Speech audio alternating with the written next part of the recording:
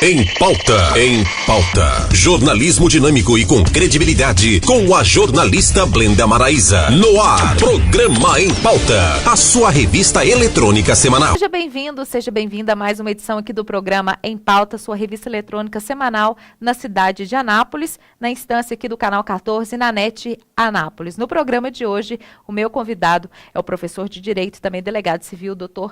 Gleison Reis, que vai falar conosco no nosso quadro de Cidadania e Direito sobre a violência urbana, as causas, as consequências, a importância da comunidade se envolver nessas questões e principalmente ter políticas públicas para que a gente possa enfrentar e, quem sabe, né, tentar diminuir esse número de violência crescente no Brasil e, claro, a cidade de Anápolis acaba também envolvida nesse meio, né, entrando, na verdade, nas estatísticas da violência urbana. Mas antes de eu chamar esse bate-papo muito bacana aqui e edificante, na verdade, com o processo de educação de cidadania e direito aqui dentro do programa Em Pauta, eu quero agradecer aos nossos parceiros, aqueles que são os apoiadores, né, melhor dizendo, aqui do nosso programa. Eu começo com a Omega do Balão, que fica aqui na rua Barão do Rio Branco, no centro da cidade, número 978. Lá você encontra vários presentes, desde anéis, pulseiras masculinas e femininas, óculos solares. Olha, você pode aviar a sua receita com as várias armações, viu? Seu óculos de grau, você pode realmente fazer também na Omega do Balão, carteiras masculinas de couro, canetas executivas, enfim, relógio. Olha, se eu começar a falar aqui, a gente não para, viu? De tantas oportunidades, de tantos acessórios que você pode conferir ali na joalheria Omega do Balão, que era bom, está de volta aqui na cidade de Anápolis. Um abraço a todos da Omega do Balão que estão nos assistindo nesse momento aqui no Canal 14. Meu agradecimento também ao Centro de Estética e Beleza Paula Castro, que atende de segunda a segunda. Exatamente, inclusive aos domingos e feriados, ali na rua Senador Canedo, no bairro Jundiaí. O telefone de lá é o 3943-4545. Tanto na área de salão quanto na área de estética, você vai ser bem cuidado, como nós aqui do programa Em Pauta, somos bem cuidados lá no Centro de Estética e Beleza Paula Castro. Um beijo para toda a equipe da Paula Castro, obrigada pelo carinho e pela parceria. Um abraço também para a Boutique Érica Christian, que fica ali na Avenida Pinheiro Chagas, número 500, no bairro Jundiaí. Todos os looks aqui do programa, né, são lá da Boutique Érica Christian. Me veste, nesse eu tô com um cachemir daqui da Maria Filó, lindo, e você pode também encontrar não só como esse também, olha, que isso é super versátil, por exemplo, nós estamos aqui num programa, poderia já sair daqui, ir para um happy hour, ou poderia ir para a igreja, enfim, você já está pronta para qualquer oportunidade. Olha, várias looks você encontra lá na Érica Christian, viu? Principalmente com a Érica, ela que te dá várias dicas de moda, principalmente, já monta o seu look, já sai lá da loja com o seu look montado, viu? Não perca tempo, o telefone dela é o 98105-9943, 98105-9943. Também vamos adoçar um pouquinho esse programa, né? Aos agradecimentos à Dona Neuza, balas de coco Dona Neuza, balas de coco caseira que derretem na boca, tá? Balas de coco geladas, recheadas. Olha, só te falar, já me deu água na boca, viu? Falou que assistiu aqui, esse comercial aqui do Balas de Coco, tem desconto. O telefone dela é o 99674-9282. 99674-9282. E claro, não poderia deixar de agradecer também a agência de comunicação BM Comunicação Integrada, que é a agência que produz este programa. Você que está precisando de assessoria de imprensa, assessoria de comunicação, marketing digital, né, a construção de redes sociais, marketing político, dê uma ligadinha com o pessoal lá. É no 99105-7392. 99105-7392. Vamos lá? Vamos acompanhar, então, o bate-papo com o professor de Direito, Dr. Gleison Reis. Olá, assinante NET. É com prazer que a gente recebe hoje aqui na sala de estar do programa Em Pauta o professor de Direito e também delegado aqui da nossa cidade de Anápolis, Dr. Gleison Reis. Dr. Gleison, seja bem-vindo, viu? Aqui é o nosso programa Em Pauta, agora nesse novo formato, né? No Canal 14, na NET Anápolis. É um prazer, Blenda, é um prazer falar com você, falar com todos os assinantes NET e os assinantes do Canal 14. Olha, o Dr. Gleison, que é o nosso colunista na área de cidadania e direito. E a partir de hoje, a gente começa aqui, na verdade, com uma série de entrevistas e justamente a gente te chama, né, você, telespectador, a fazer parte, né, de ser nosso, na verdade, até uma sugestão de pauta aqui para nós, né, Dr. Gleison? Pode até contribuir, você vai entender ao longo dos programas qual é a nossa proposta aqui de levar a educação, principalmente na área de cidadania, políticas públicas, o direito, não é mesmo, doutor? Exato, porque às vezes a gente tem a ideia de uma pauta, a gente tem uma ideia de um assunto, mas não é esse assunto que você quer ouvir, não é esse assunto que você quer entender. E nós estamos aqui, a proposta nossa é exatamente essa. Abrir o espaço, né? Desmistificar a questão do direito e a questão da cidadania. Falar aquilo que realmente precisa ser dito. E aqui, né, a produção vai colocar logo aqui no rodapé o nosso número de WhatsApp aqui da nossa produção, que é o 99904-9740, e você interage conosco e traz a sua sugestão de pauta. Doutor Gleison, para a gente começar nesse primeiro programa de hoje, vamos falar sobre a violência urbana, que infelizmente tem crescido muito. Tem como a gente, pelo menos, pontuar quais seriam essas causas dessa violência no nosso meio urbano? Sim, é possível. A violência urbana, ela teve um acréscimo muito grande a partir do final dos anos 80. E isso se deu por uma série de fatores e principalmente por uma série de políticas equivocadas por parte do governo brasileiro. Uhum. Nós tivemos no início dos anos 90, exatamente no ano de 90, a edição da Lei dos Crimes Hediondos no Brasil. Essa lei, baseada no modelo americano do Hard Control, ela propõe que as penas sejam muito altas, né? Que os direitos sejam suprimidos em prol de um encarceramento ainda maior. E entendia-se, o espírito dessa lei seria o seguinte: a gente mantém as pessoas presas mais tempo, que isso vai diminuir a criminalidade. O que acontece, e essa é uma pergunta que a gente faz para você, de 1990 para cá, a criminalidade aumentou ou diminuiu? Não é verdade? É hora de aumentou e aumentou muito, aumentou não só quantitativamente, mas qualitativamente. Hoje nós temos mais pessoas cometendo crimes e nós temos as pessoas cometendo crimes ainda mais graves, né? E houve uma banalização da violência. Então, o primeiro problema a gente entende que começa exatamente aí. Quando você banaliza a pena privativa de liberdade, quando você banaliza a prisão, só para que os assinantes tenham uma ideia, o Brasil é o terceiro país no mundo que mais prende. O ano passado, em 2016, nós nunca prendemos tanto na história do Brasil como se prendeu no ano passado. Então, toda essa gama de pessoas que são presas, elas são submetidas a um sistema que não recupera ninguém. Pelo contrário, as cadeias do Brasil são antessalas do inferno. As cadeias do Brasil não recuperam, elas embrutecem, elas fazem com que a pessoa entre tendo praticado um crime relativamente leve e saia de lá especializado nos crimes mais bárbaros do mundo. Então, essa questão de manter as pessoas presas mais tempo, essa questão de suprimir direitos em benefício do encarceramento, isso provou ser uma política completamente equivocada.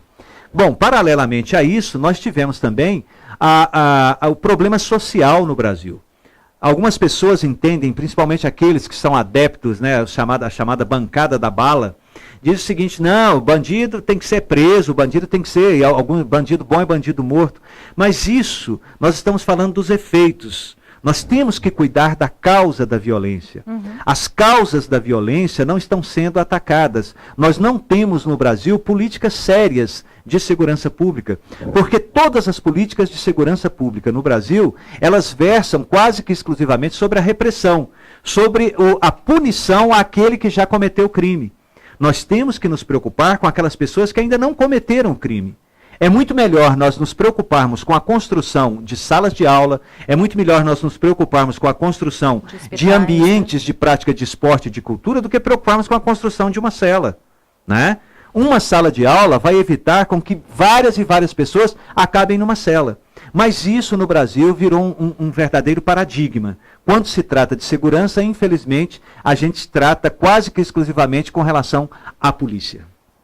Olha, você que está sintonizando aí agora, né, aqui o nosso canal 14, nós estamos aqui no bate-papo com o professor Dr. Gleison Reis, falando sobre cidadania e direito e principalmente sobre a crescente violência, não só em Anápolis, né? Na verdade, infelizmente, fazendo uma análise aqui desde os anos 80 para agora, do ano 2000, aqui no nosso país. Bom, a gente falando sobre as causas da violência, doutor, o que seria, então, dentro dessas causas, inicialmente a falta de educação e, dentre elas, como o senhor havia falado, né, como seria bom se pudesse investir em salas de aula do que construção de presídios e talvez não só a educação, mas aquela educação com qualidade?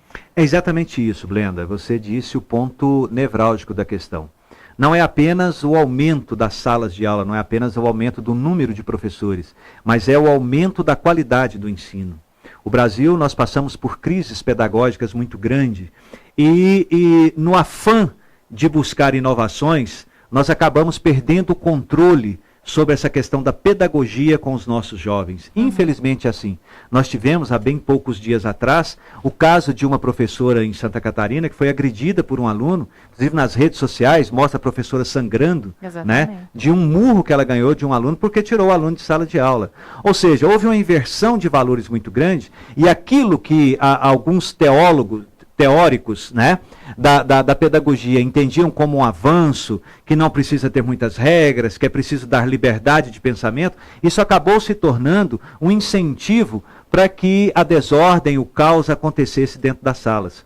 Então, o que nós temos hoje é uma necessidade do aprimoramento da nossa educação, e não apenas do aumento quantitativo do número de salas de aulas. Agora, é preciso sim que aumente também.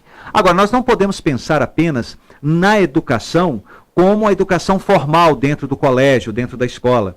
Nós precisamos também pensar na educação do ponto de vista da construção da cidadania. Porque quando se trata de cidadania, nós temos que falar do lazer, nós temos que falar da cultura, nós temos que falar da prática de esportes. A falta disso tudo é sim um fator criminógeno importantíssimo.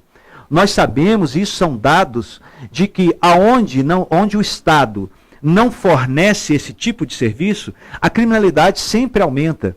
O tráfico de drogas, a violência, ela entra no vácuo deixado pela prestação por parte do Estado. Bom, doutor, ainda falando sobre a questão da violência, tem como a gente traçar um perfil entre o agressor e até a próxima vítima? No caso, o senhor deu um exemplo aí que foi destaque, né, tanto nas redes sociais, da professora sendo agredida por um aluno, e até alguns dentro das redes sociais dizendo que a professora, que a ação dela também foi violenta antes, ou seja, não existe algo que se explique. A violência por si só já se perdeu o controle de tudo, né? Infelizmente, nós não queremos ser alarmistas, não é isso, mas nós temos que ser realistas. A hipocrisia, ela já versou demais aqui no nosso país. Nós precisamos parar um pouco de sermos hipócritas e admitirmos o nosso próprio erro. Nós, como família, erramos, nós, como sociedade, estamos errando, e nós, como nação organizada, também estamos errando. Então, existe um erro coletivo e que ninguém quer assumir. Quando a gente começa a falar do tratamento ou da tratativa que vamos dar às questões da violência, né, quando isso diz respeito às ações praticadas pelo poder público, todo mundo bate palma. Mas quando essas mesmas ações versam, ou pelo menos dizem respeito a você, aquilo que você tem que fazer, ou aquilo que você tem que deixar de fazer para que a violência diminua, aí as coisas a gente já pensa, não, mas eu não tenho nada com isso é problema, né? É como se a violência sempre fosse o problema do outro. Não, a violência é problema nosso.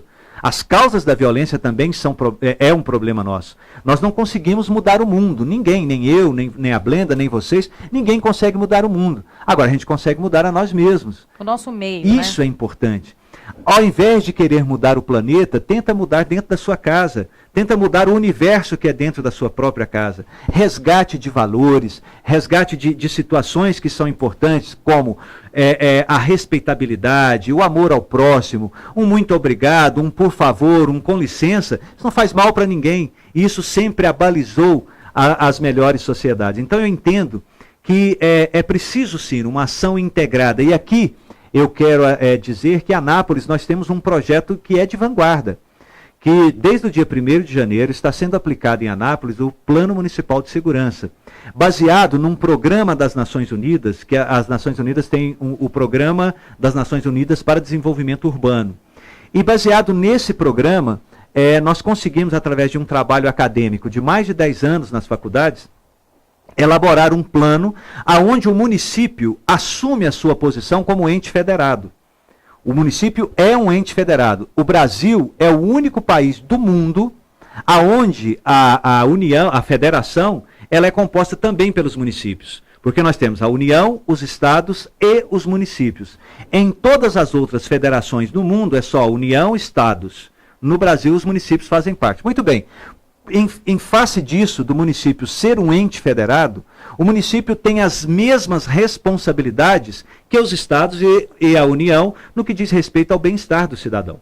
Então, desde o dia 1º de janeiro, o prefeito Roberto Naves determinou e incentiva de uma maneira muito interessante a aplicação desse plano, que é um plano que está voltado fundamentalmente para a prevenção, fundamentalmente para o trabalho nas causas da violência. Nós estamos indo fundo nas causas da violência, trabalhando com dados das chamadas manchas criminais. A gente só trabalha com estatísticas, com números, porque através de um trabalho científico é que a gente consegue resultados positivos. E aí, Blenda, o que acontece é que é o que Einstein dizia. É loucura você achar que vai conseguir resultados diferentes agindo da mesma forma. Você tem que agir diferente. O modelo de segurança que nós temos não funciona. Você é testemunha disso. Nós não nos sentimos seguros. Então a gente tem que agir diferente. E é isso que nós estamos tentando. Nem a sensação, nós não temos mais a sensação de segurança, né? Não, a sensação já foi embora também. Não é só. Hoje nós não temos a segurança efetiva e muito menos a sensação de segurança. Bom, doutor Gleice, a gente falando sobre a participação importante, né, da comunidade, esse foi um dos fatores, né, que o senhor disse. A gente não muda o mundo, mas a gente pode mudar o meio que a gente está. Isso é claramente a colocação de que a sociedade pode e deve se envolver para que as estatísticas possam diminuir, na verdade, com relação à violência. Nós não podemos ficar esperando pelo poder público, nós temos que fazer a nossa parte.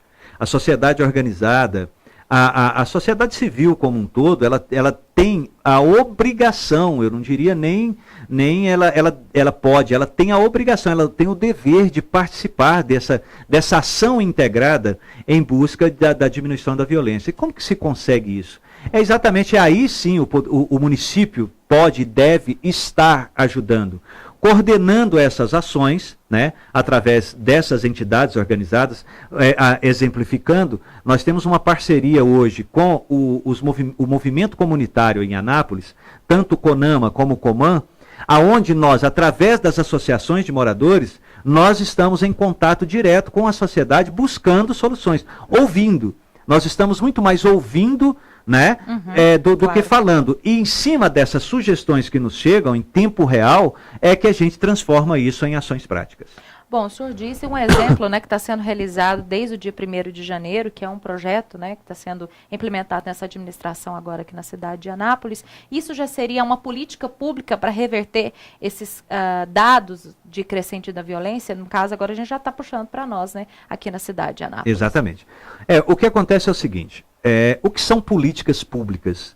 Políticas públicas são aquelas ações que são tomadas por instituições públicas, né? Essas políticas públicas, necessariamente, elas precisam ser implementadas pelo poder público. Correto. Não existe política pública implementada pelo particular. Agora, a política pública, ela pode se utilizar da iniciativa privada. Então, é sim uma política pública, mas uma política pública que traz como parceiro da sua execução a iniciativa privada. Então, as igrejas, a maçonaria, o Rotary, o Lions, as associações de moradores, os conselhos, todos esses entes, eles são importantes na execução dessa política pública. E volta de novo, a sociedade de novo implementando e trabalhando junto. Não tem como fugir, né, doutor? Não tem. É porque a gente fala muito isso nas nossas reuniões. Quem sabe a realidade da sua rua é você. Quem sabe a realidade do seu bairro é você. Você que sabe o que realmente está acontecendo e quais são as necessidades. Cabe a nós buscarmos essas informações e transformarmos isso em ação. Bom, dentro dos fatores de crescimento, desestruturação familiar, a questão do subemprego, o desemprego também, são esses fatores que vêm contribuir para essa realidade agora? Nós temos um filósofo e jurista alemão, Durkheim, ele trata exatamente disso. Durkheim diz que o grande problema do aumento da violência é que a sociedade oferece um nível de vida, ou pelo menos alguns padrões de vida, que seria o ideal, mas oferece muito poucos meios lícitos para que você alcance isso. Vamos dar um exemplo. O bom, o que você se impõe como estado social é você ter um carro X. Uhum. Mas poucas pessoas podem ter aquele carro, né? O bom, o ideal é que o tênis tal é que faz com que você apareça socialmente. Mas poucas pessoas têm condição de ter aquele tênis. Então isso é o que o Durkheim chama de anomia social. É quando você tem um ideal a ser alcançado e poucos meios lícitos para isso. É trabalhando, então, toda essa situação, e aí o subemprego, o desemprego. Gente, nós temos no Brasil hoje a maior taxa de desemprego da história do nosso país. Como a gente faz essa diferença, doutor, do subemprego para o desemprego, para que o nosso telespectador possa entender? Olha, o subemprego, aquelas pessoas que estão na informalidade, são aquelas pessoas que às vezes trabalham como autônomos, isso é considerado como subemprego. Querendo ou não, correto ou não, ele está trabalhando, ele está tendo uma renda lícita. Né? Agora, o desemprego é aquele que realmente não tem nada, não tem renda nenhuma. E infelizmente, aqui, por favor, não cabe aqui nenhum tipo de crítica ideológica, mas uma crítica social e absolutamente científica.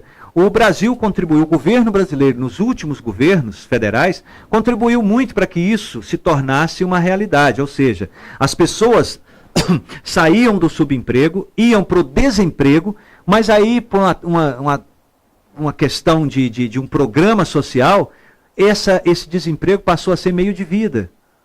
Nós temos milhões e milhões de pessoas no Brasil que sobrevivem à custa de uma bolsa do governo. Sem nenhum tipo de contrapartida, sem nenhum tipo de limitação, simplesmente virou meio de vida. Tem um dado interessante de uma ONG no Rio de Janeiro, a ONG Viva Rio, que onde existem mais beneficiários, lá no Rio, onde existem mais beneficiários do Bolsa Família, o índice de criminalidade naquelas comunidades é maior. Por quê? Mente vazia, oficina do diabo. Mas o cadastro único, a questão dos projetos sociais no Brasil, o senhor tem dados de quando é que ele foi implantado? Olha, nós tínhamos no governo Fernando Henrique Cardoso a chamada Comunidade Solidária. O Comunidade Solidária, ele tinha exatamente essa unificação dos programas sociais. Tinha programas sociais, né? Também? Sim, tinha programa social e o programa social eram unificados. E eu me lembro bem, a título de ilustração, claro, de que o Bolsa Família, não com esse nome, mas ele já existia. Como que era? A pessoa se inscrevia por um tempo determinado e ela recebia a bolsa, mas tinha que fazer uma contrapartida. Não era de graça, não era só receber. É nos moldes que nós temos a Bolsa Universitária em Goiás hoje, que é um programa pioneiro no Brasil, do governador Marconi Perillo, aonde você tem o universitário, ele ganha a bolsa, mas ele tem que ter uma contrapartida. Ele presta um serviço comunitário, por exemplo. Isso, exatamente, né? Um serviço comunitário. Então, antes, o programa comunitário, os programas sociais, melhor dizendo, me perdoem, os programas sociais eram assim, as pessoas se inscreviam por tempo determinado. Quando o governo do PT assumiu, transformou esse Comunidade Solidária, fragmentou em vários programas e o Bolsa Família passou a ser um programa onde você se inscrevia sem prazo determinado e não tinha contrapartida nenhuma. Deu no que deu. Bom, ainda trazendo as questões aqui dentro de cidadania e direito, hoje na pauta com relação à violência urbana, né, aqui com o professor de Direito, Dr. Gleison Reis, a gente falando sobre os fatores, né, que desenvolvem e que aumentam as estatísticas de crimes, e agora a gente puxando para a cidade de Anápolis, o tráfico de drogas é também, sim, uma dessas causas, principalmente para os crimes mais violentos, mais bárbaros na nossa sociedade, e Anápolis, infelizmente, não está fora, né, doutor? Infelizmente, eu sou obrigado a concordar com isso. E aí os nossos assinantes fiquem perplexos. Mas o Brasil hoje, nós temos mais mortes violentas do que em qualquer guerra do planeta. Nós já vivemos em guerra, né? É verdadeiramente uma guerra. Agora, essas mortes violentas, elas não são apenas aquelas motivadas pelas drogas ilícitas. A maioria dos homicídios são praticados por causa do álcool. A maioria das mortes violentas, e aí a gente inclui os acidentes de trânsito, por causa do álcool. Então é claro que o tráfico de drogas hoje ele é um câncer a ser extirpado, e a gente vai falar um pouco sobre isso, mas nós temos que pensar na outra vertente, na droga lícita. A droga que mais mata no Brasil não é a cocaína, não é o crack, não é a maconha, é o álcool. E nós aceitamos isso passivamente. Nós aceitamos, a pessoa bebe, pega o volante do carro como se não houvesse amanhã. Influenciado pela sociedade, né? Pelos comerciais nas televisões. Que lindo, que coisa boa, né? Seja feliz, viva. Tá, viva, mas e o outro que quer viver, que, né? Que não tem nada a ver com isso e acaba morrendo, né? Mas aí é o seguinte, as drogas ilícitas, nós temos também, mais uma vez, um equívoco nos programas de combate à droga no Brasil. Totalmente equivocado, né? Nós temos programas que não funcionam. A juventude está cada vez mais e mais cedo entrando para o mundo das drogas e, infelizmente, isso é uma realidade que está motivando a violência. Os nossos jovens se viciam e, por causa desse vício, acabam indo para o mundo da criminalidade mesmo para sustentar o seu vício. Não se vai, de forma alguma, combater ou diminuir isso simplesmente com polícia, simplesmente prendendo viciado em droga. Não é assim. Isso não vai resolver nada. Você prende um viciado e surge 10. Nós temos que ir na causa, nós temos que ter políticas de fronteira que sejam efetivamente realizáveis, uma fiscalização, porque a droga no Brasil, ela vem de fora, a grande maioria vem de fora. A cocaína vem de fora, o crack é um substrato da cocaína, ou seja, vem tudo de fora. É pouco aquilo que é produzido aqui dentro. Então, nós temos que atacar a causa, nós temos que ir nas fronteiras. Mas, infelizmente, não só pela dimensão territorial do nosso país, mas principalmente pela omissão de uma política pública efetiva de combate às drogas, a droga hoje realmente é um potencializador de violência muito importante. Seria uma utopia a gente falar que um dia nós vamos viver sem a questão de tráfico de drogas no mundo? Eu diria utopia. Até porque nós temos muita hipocrisia quando se trata disso, né? Muita hipocrisia. As pessoas se preocupam muito com aqueles com algum tipo de droga, sendo que, na verdade, nós temos outras que são muito mais perniciosas. Então, descriminaliza a maconha, não descriminaliza a maconha é boa, é ruim, né? São debates que, infelizmente, eles são travados dentro de dogmas, dentro de paradigmas, de ideias preconcebidas. Enquanto nós, sociedade, os governos, não se despirem de toda a hipocrisia e discutirem seriamente essa questão, e aí a família é importante. Aí a família é extremamente importante. Porque se alguém entra para o mundo da droga, é porque ela teve a oportunidade. E essas oportunidades começam na família. Dr. Gleison Reis, professor de Direito, delegado aqui da Polícia Civil aqui da cidade de Anápolis, agradecer a sua presença aqui, principalmente pelos esclarecimentos dentro do nosso quadro de Cidadania e Direito no programa Em Pauta. Eu que agradeço, é um prazer muito grande estar aqui com você, é uma honra muito grande. Espero contribuir para esse nosso grande debate, que eu tenho certeza que nós ainda iremos conversar muito sobre cidadania e direito. É um prazer. Com o professor Gleison Reis, eu encerro o programa Em Pauta de hoje, que teve uma pauta muito interessante, que foi com relação à violência urbana. Quer dar dicas, na verdade, pautas aqui para o nosso programa? Fique à vontade, tá bom? Nosso telefone é o 99904-9740. Fiquem com Deus e até a próxima edição aqui do nosso programa. Em Pauta. Em Pauta. Jornalismo dinâmico e com credibilidade, com a jornalista Blenda Maraíza. No ar, programa Em Pauta, a sua revista eletrônica semanal.